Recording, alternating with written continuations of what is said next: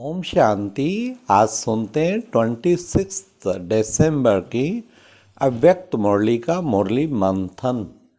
आज की मुरली में बाबा ने कहा सदा समर्थवान बनो।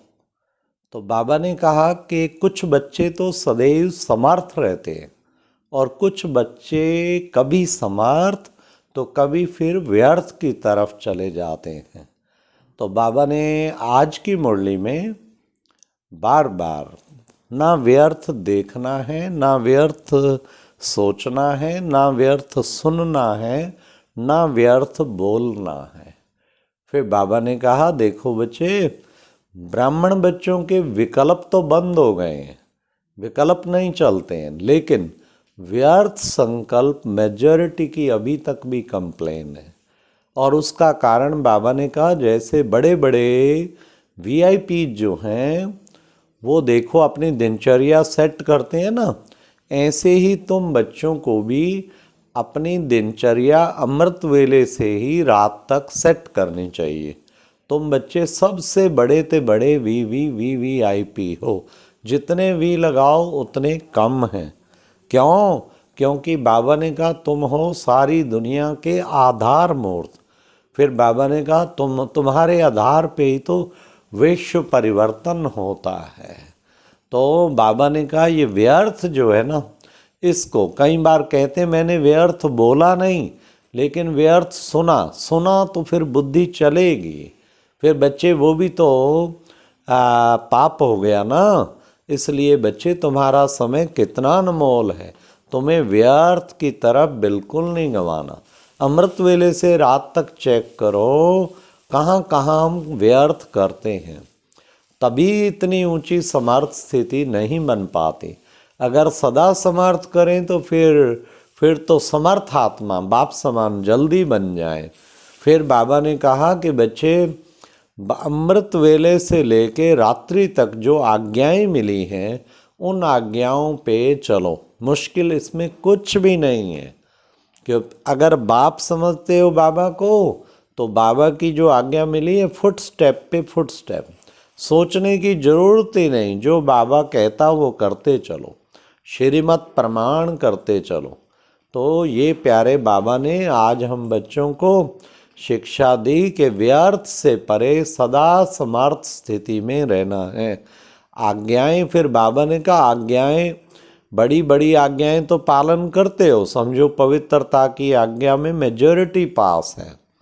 काम महाशत्रु को जीतना है, मेजॉरिटी पास है। भोली भाली माताएं भी सब पास हैं, लेकिन जो उसका दूसरा भाई है क्रोध, फिर कहते हैं क्रोध तो नहीं, थोड़ा रोब आ जाता है, थोड़ा वो आ जाता है।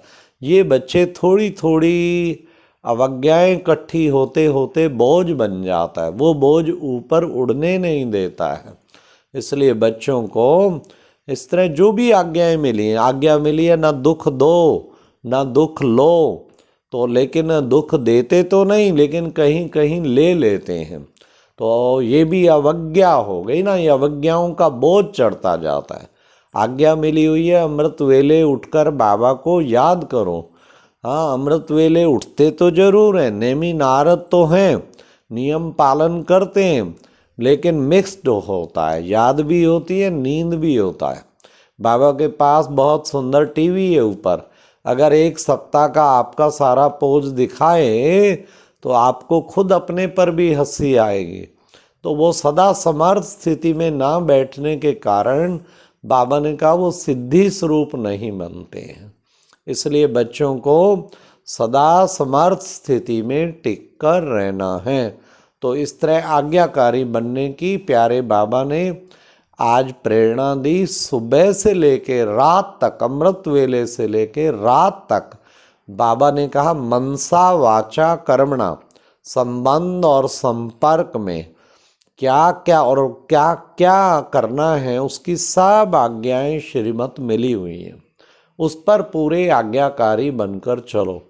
फिर बाबा ने कहा लौकिक में भी देखो, जो बच्चा बाप की आज्ञा पर चलता है उसको दुआएं मिलती हैं।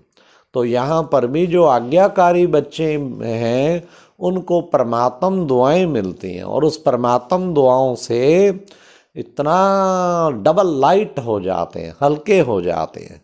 तो ये था आज का मुरली मंथन कि हम हमेशा अपने आप को आज्ञाकारी बना के चले, अमृत वेले से लेके रात तक आज्ञाकारी बना के चले।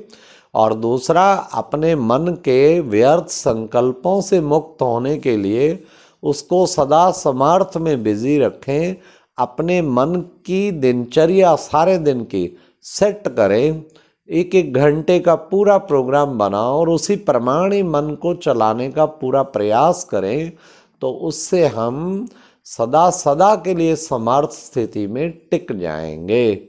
अच्छा, ओम शांति। ये था आज का मुरली मंथन। आज जोधपुर सेवा केंद्र से आपको मुरली मंथन सुना रहे हैं। कल बलौत्रा में बहुत ही अच्छा मेला हुआ। कृषि मंत्री और भी मंत्री बहुत आए हुए थे, तो बड़ा अच्छा कार्यक्रम रहा। बहुत खुश होके गए। संस्था की उन्होंने बहुत महिमा की। तो इस तरीके आज फिर आगे जा रहे हैं भीलवाड़ा में। ओम शांति।